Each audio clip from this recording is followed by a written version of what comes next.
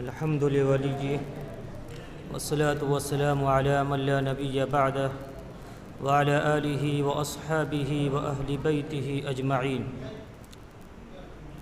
أما بعد فأعوذ بالله من الشيطان الرجيم. بسم الله الرحمن الرحيم.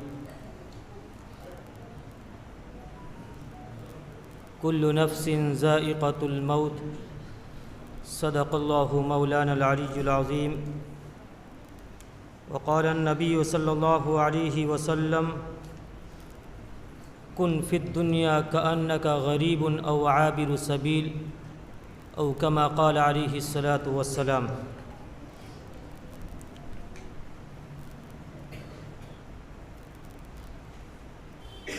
قابل تکریم و تعظیم علماء کرام، سامعین ذی وقار، پس پردہ بیٹھی ہوئی میری نیک مائیں اور بہنیں، بہت دیر سے بہت ساری باتیں آپ کی سماعتوں سے گزری. آج کی یہ مجلس تذکرۃ الاولیاء ہے. بیادگار والد مرحوم، یقیناً اس مجلس کے انعقاد کا مقصد ان کا ذکر خیر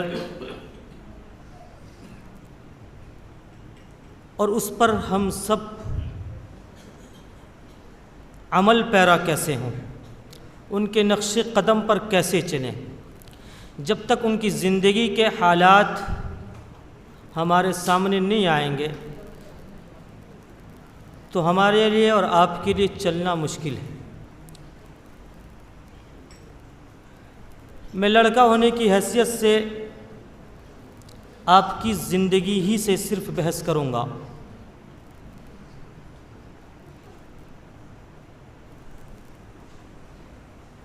ادھر ادھر کی باتوں سے قطع نظر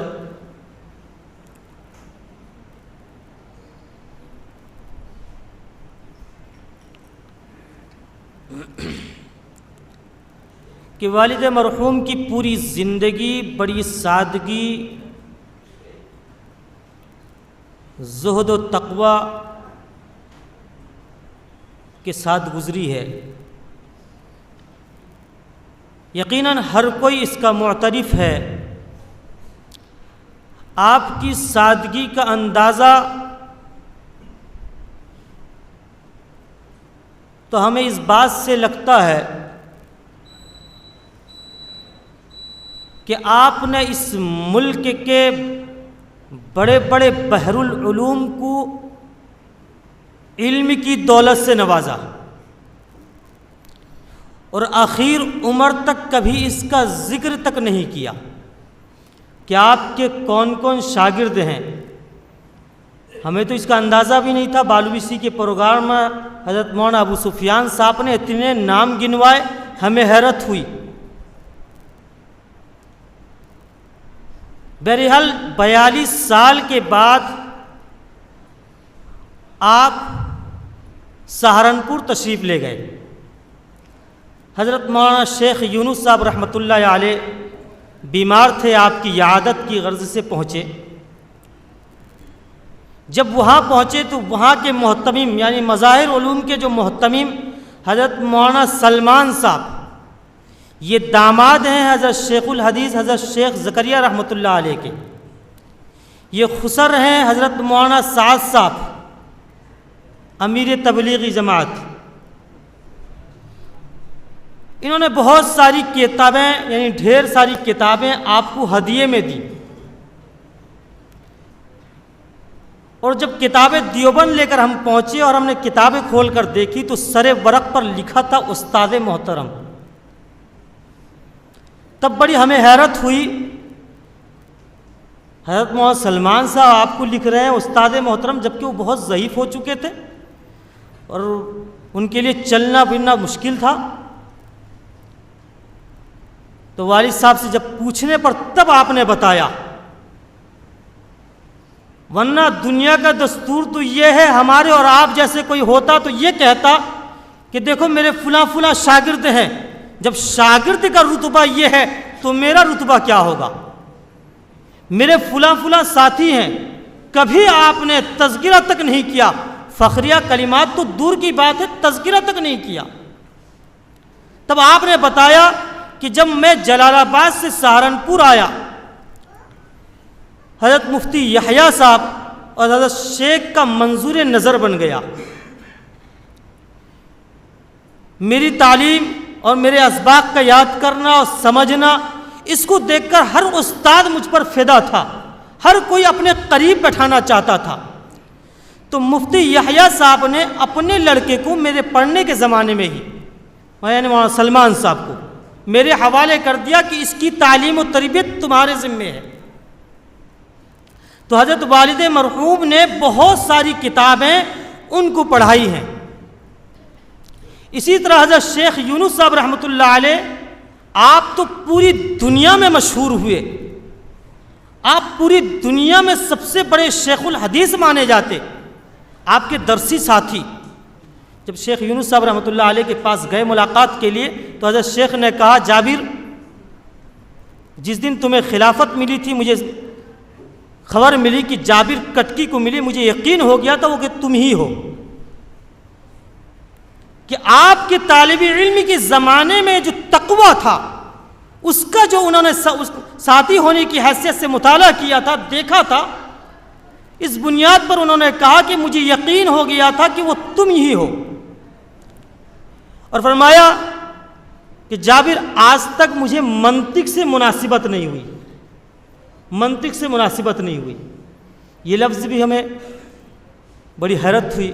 میں نے پوچھا، حضرت والد مرحوم پوچھنے پر بتاتے ہیں کہ شیخ یونس کو سبق یاد نہیں ہوتا، شیخ یونس کو سبق یاد نہیں ہوتا، اور وہ بڑے مالدار تھے، اور میری زندگی بڑی غربت میں گزرتی تھی کہ صبح وہاں صرف 2 وقت کا کھانا ملتا ہے، ایک دوپہر میں ایک رات میں، صبح کے وقت کھانے کے لیے کچھ نہیں، میرے پاس کوئی پیسے نہیں۔ تو طلبہ جو روٹیوں کے کنارے کو پھینک دیا کرتے تھے کچا ہونے کی وجہ سے، میں اسے چن لیا کرتا، اسے دھو کر کھا لیا کرتا تھا۔ میری غربت کا یہ عالم تھا۔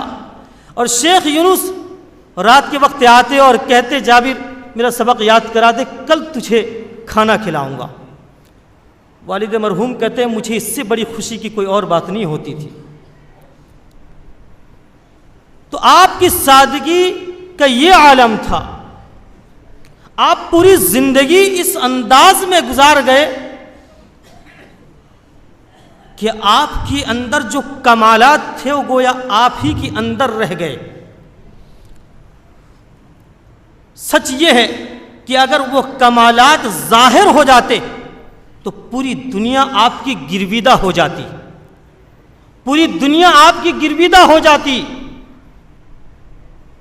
آپ کا ایک واقعہ مشہور ہے کہ مسجد رشید میں آپ ذکر کر رہے ہیں اور آپ کے پورے اعضاء جدا ہیں اور ہر عضو سے اللہ اللہ کی آواز آ رہی ہے۔ آپ کے شیخ حضرت فدائے ملت حضرت مولانا سید اسعد مدنی نور اللہ مرقدہ بھاگتے ہوئے آئے اور کہنے لگے، یہاں مارا ایک تماچا، اور کہنے لگے، جابر یہ کیسی نامردی ہے؟ بس حضرت فدائے ملت کے اس جملے نے آپ کے تمام کمالات کو آپ کے اندر سمو دیا، ظاہر ہونے نہیں دیا۔ ورنہ آپ کے ذکر کی جو حالت ہوتی تھی، آپ کی دعا کی جو کیفیت تھی، آپ کی نماز کی جو حالت تھی، وہ اگر عوام کے سامنے آ جاتی، سچ یہ ہے کہ ہر کوئی آپ کا دیوانہ ہو جاتا۔ حضرت سے پوچھا ان کے کسی مرید نے کہ حضرت نے ایسا کیوں جملہ استعمال کیا کہ نامردی، یہ کیسا جملہ ہے؟ حضرت نے فرمایا کہ حضرت نے کہا کہ مرد تو وہ ہے کہ تمام کمالات کو رکھے اور اس کو سمو دے اپنے اندر، نامرد وہ ہوتا ہے جو دنیا کے سامنے دکھاتا پھرتا ہے، اپنی کمالات کو ظاہر کرتا پھرتا ہے۔ بہرحال آپ کی نماز کی کیفیات وقت بہت کم ہے، میں بس اختصار کے ساتھ چند باتیں، موٹی موٹی باتیں آپ کے سامنے رکھ رہا ہوں۔ آپ کی نماز کی حالت تو اس طرح سے تھی، میں بہت چھوٹا تھا، 14-15 سال کی عمر کا ہوں گا۔ جدو پور بیگونیا مسجد میں شب برات کی رات پروگرام ہوا، میں آپ کے ساتھ تھا۔ پروگرام ختم ہوا، میرے سونے کا انتظام کر دیا گیا، سب لوگ چلے گئے ادھر ادھر۔ 12:30 بجے ٹھیک آپ مصلی پہ چلے گئے، مصلی پر چلے گئے، تو وہاں جتنے آپ کے مریدین متوسلین تھے، سب کی یہ چاہت تھی کہ ہم حضرت کے پیچھے نماز پڑھ لیں۔ پوری مسجد صف سے بھر گئی، پوری مسجد صفوں سے بھر گئی۔ جب حضرت نے دوسری رکعت میں سلام پھیرا تو پوری مسجد خالی تھی، صرف امام صاحب تھے۔ آج بھی امام صاحب زندہ ہیں، حافظ انعام باری پدہ میں۔ انہوں نے جب صبح میں آیا، انہوں نے ذکر کیا یہ بات کہ حضرت کی نماز اتنی لمبی ہوئی کہ کوئی تاب نہیں لا سکا، کوئی تاب نہیں لا سکا۔ ایسی بھی رمضان میں آپ 2 رکعت میں 1.5 پارہ پڑھ لیا کرتے تھے، لوگ پیر بدلتے رہتے، لیکن آپ میں جنبش تک بھی نہیں آتی۔ اور جب آپ دعا میں بیٹھتے تو ایسا محسوس ہوتا تھا کہ گویا اللہ سے کسی معاملے میں جھگڑ کے اپنے معاملے کو حل کر رہے ہوں۔ آپ کی یہ کیفیت ہوا کرتی تھی۔ آج سے 2-4 سال پہلے 29 رمضان کی دعا میں آپ کا معمول تھا کہ پوری مسجد کو اندھیرا کر دیتے تھے۔ آپ نے پوری مسجد کو اندھیرا کر دیا، اور آپ دعا میں بار بار آپ اٹھ کر جا رہے ہیں آگے اور پھر پیچھے آ جاتے ہیں، کھڑے ہو کر جا رہے ہیں اور آ رہے ہیں۔ جو سامنے تھے انہوں نے یہ منظر دیکھا کہ یہ عجیب بات ہے، بہت اصرار کیا، کیا معاملہ ہے؟ حضرت نے فرمایا کہ میں دعا کی حالت میں تھا، اللہ کے رسول اور خلفائے راشدین تشریف لائے تھے، انہوں نے مجھ سے گلا ملے اور میں انہیں چھوڑنے کے لیے ندی کی بن تک گیا۔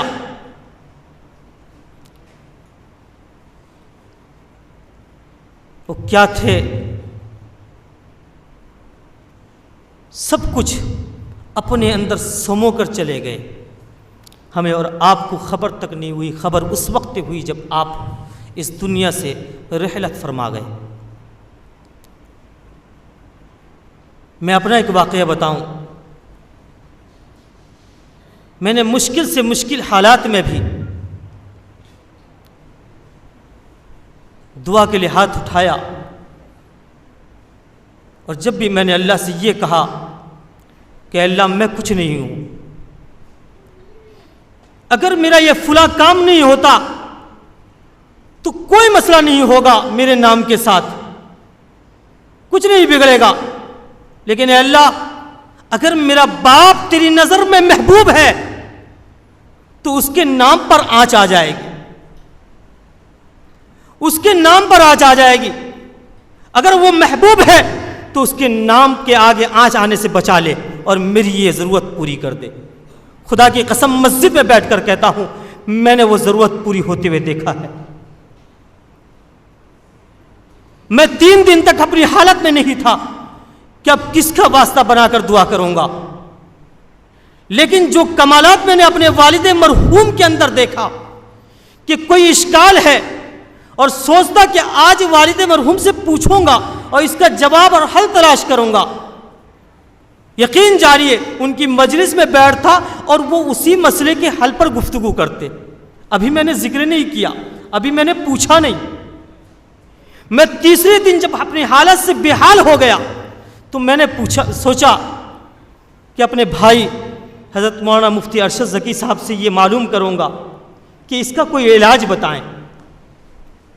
یقین جانیے ابھی پوچھ نہیں پایا کہ حضرت مفتی صاحب کا موضوع یہی تھا، گھر والوں کو یہی سمجھا رہے تھے کہ ایسے حالات آئیں گے، ان حالات میں کیا کرنا ہے۔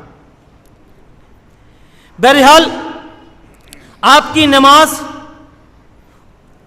آپ کا روزہ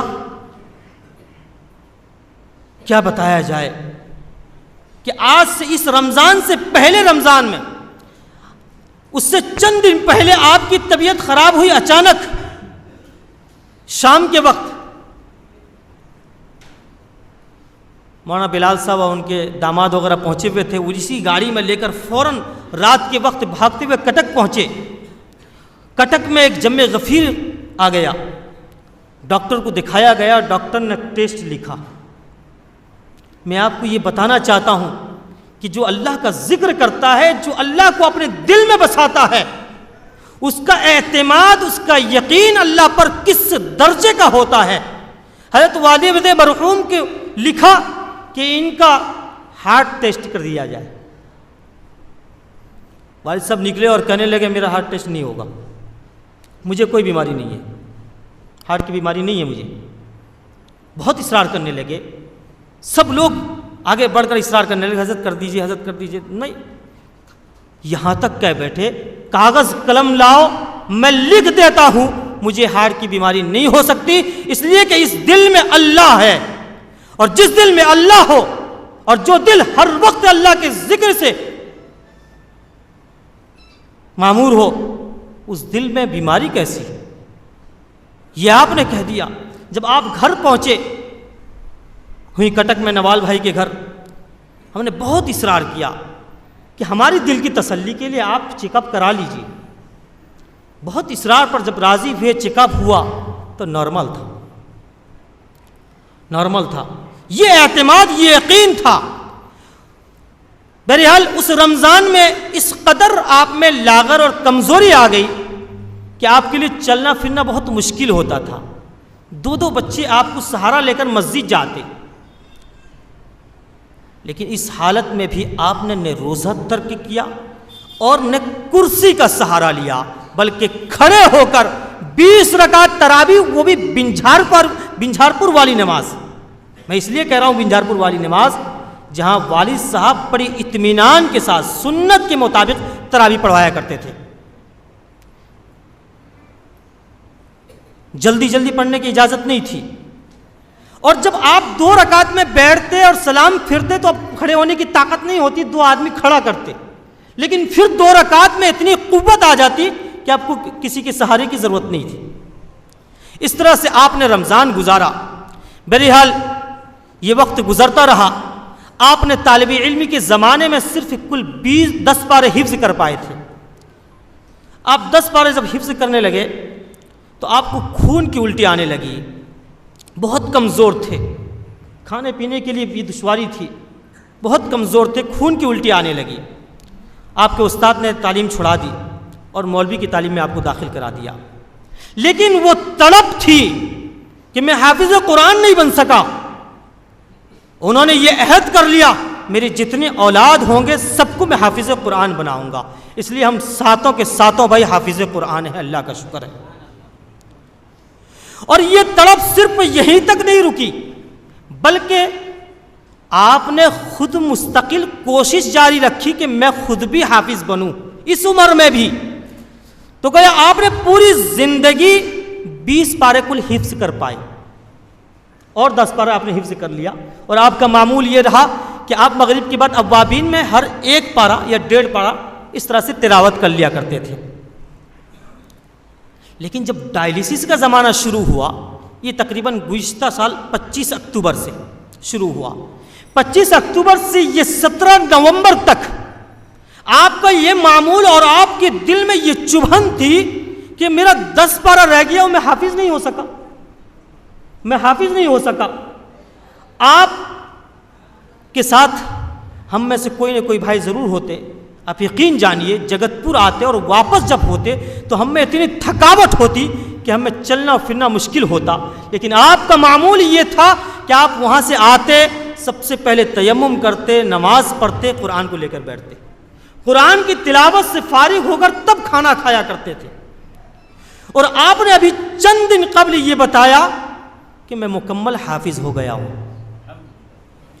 میں مکمل حافظ ہو گیا ہوں. اور میری والدہ صاحب کہتے کہ جہاں سے چاہو سن لو. مجھے بالکل مکمل قرآن یاد ہو گیا، میں حافظ ہو گیا ہوں. اس 1 سال کی مدت میں، جبکہ ڈائلیسس کا زمانہ ہو تو کمزوری کا زمانہ، بہت مشکل کا دور، لیکن اس دور میں آپ نے 10 پارہ قرآن کا حفظ کیا۔ اور آخر میں ایک بات عرض کر دوں کہ یہ جو رمضان گزرا یہ ڈائلیسس کے زمانے میں گزرا۔ پہلا روزہ، پہلا ڈائلیسس تھا اس دن، غالباً سنیچر کا دن ہوگا پہلا روزہ، تو آپ روزے سے تھے، آپ روزے سے تھے۔ جب وہاں پہنچے تو ڈائلیسس کے دوران میں بسا اوقات پریشر ہائی ہو جاتا ہے تو اس کے لیے ٹیبلٹ کھلانا پڑتا ہے، یہ عام طور سے ہوتا ہے، ہر مرتبہ کرنا پڑتا ہے۔ جب اس مرتبہ بھی پہنچے تو نرس نے لا کے وہ ٹیبلٹ دیا کہ پریشر بہت بڑھ کے ہے، اس کو کھائیے جلدی۔ کہا نہیں کھاؤں گا، نہیں کھاؤں گا، روزہ نہیں توڑوں گا، کیا معلوم اسی حالت میں بلاوا آ جائے اور میں بغیر روزے کے جاؤں، نہیں ہو سکتا، اگر اس کا کوئی علاج، اس کا بدل انجیکشن کے ذریعے ہے وہ دے دو، لیکن میں ٹیبلٹ نہیں کھاؤں گا۔ بہرحال آپ نے روزہ نہیں توڑا۔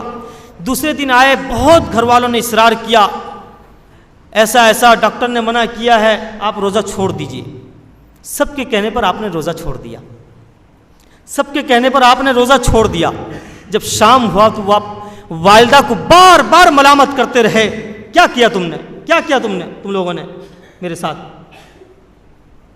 مجھے اچھا نہیں لگ رہا ہے، دن بھر نہیں کھائے، روزہ تو نہیں رہا، کھانے پینے کو طبیعت نہیں چاہیے۔ بہرحال پھر تیسرے روزے سے آپ نے مستقل روزہ رکھا، اور اس ایک روزے کی قضا عید کے بعد آپ نے کی۔ اس حالت میں جبکہ ڈائلیسس، ہمیں ذرا سے ڈائبٹیز ہو جائے تو ڈاکٹر نے منع کیا، یہ بہانہ بنا کر ہم روزہ چھوڑ دیتے ہیں، اس حالت میں بھی آپ نے صرف ایک روزہ، وہ بھی سب کے اصرار پر ترک کیا، تو اس کی قضا بھی کی۔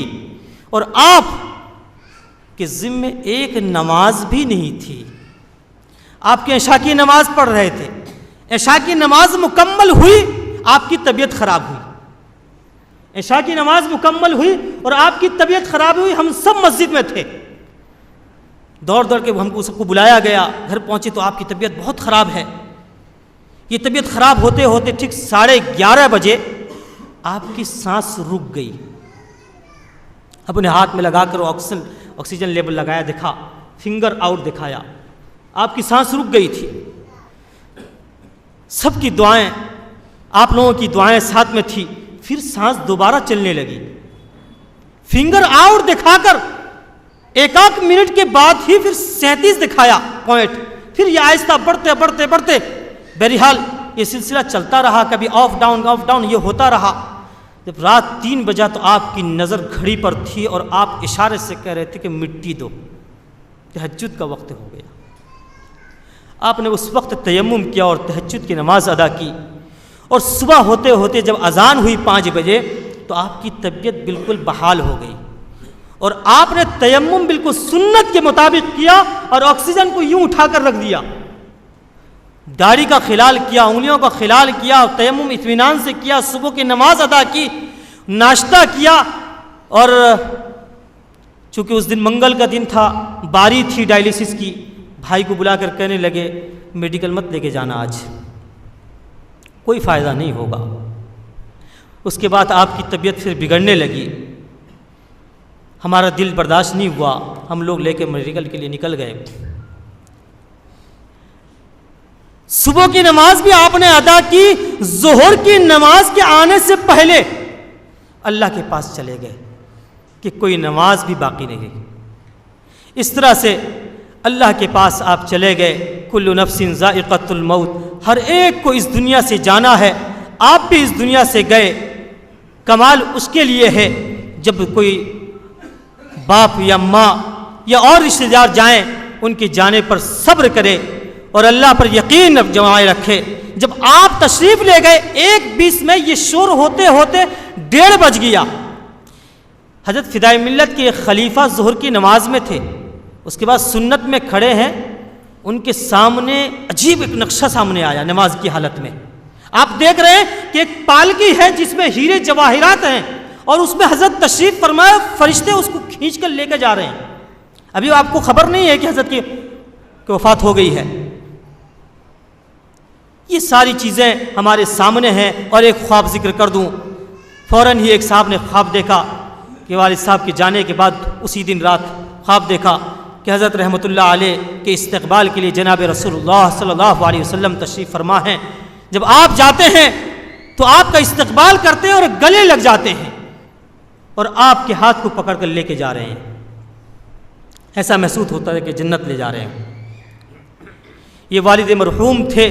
آپ کی زندگی اس طرح سے گزری کہ اس حدیث کی پوری مصداق آپ کی زندگی تھی. کن فی الدنیا کأنک غریب او عابر سبیل. دنیا میں ایسی زندگی گزارو جیسے کوئی راہ گزر اور مسافر گزارتا ہے. آپ نے پوری زندگی اسی انداز میں گزاری. 7 لڑکے 3 لڑکیاں, لیکن کوئی ذخیرہ نہیں, کوئی زمین و جائیداد نہیں. جو آپ کے والد سے آپ کو ورثہ میں ملا تھا وہی ہمارے اور آپ کے لیے, ہم سب بھائیوں کے لیے, ہماری بہنوں کے لیے چھوڑ کر گئے ہیں. کوئی اور ذخیرہ ہمارے لیے اور ہمارے بھائیوں اور بہنوں کے لیے ذخیرہ نہیں بنایا. وآخر دعوانا ان الحمد للہ رب العالمین.